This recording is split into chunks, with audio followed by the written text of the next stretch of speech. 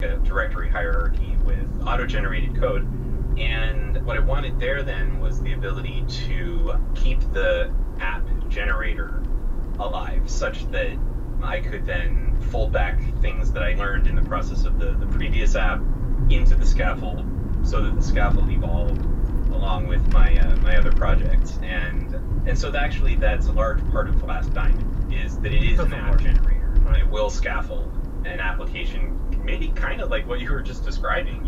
It has logging already embedded. Well, anyway. Yeah, so tell us about your project. I mean, I think we've sort of found our way to your project in this whole conversation. So the thing that you created is called Flask Diamond. What is that? So Flask Diamond I see it as consisting of a couple of important components. So at a high level, Flask Diamond is a batteries included Python Flask framework.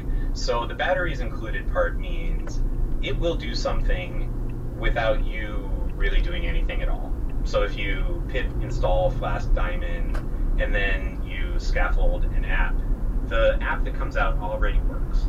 And everything's in it. So it does have logging enabled, and it does have all these features, and some of these things I might describe a little bit more later, but the batteries included means the Flask extensions are already there, and they've already been hooked up in a way that basically makes sense.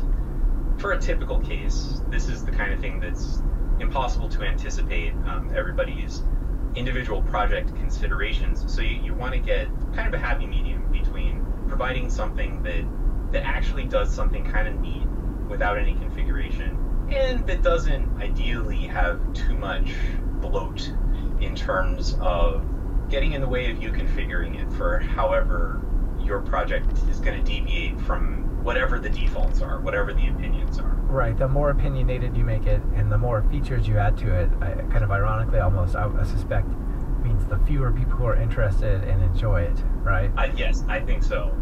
Because if you're like, oh, it needs logging, most people are like, yeah, logging is good. Oh, it also needs like caching. It also needs message queues. It also needs like, whoa, I don't need all this stuff. I'll just, you start to push people out, right? As you like overdo it. So, how did you find that balance?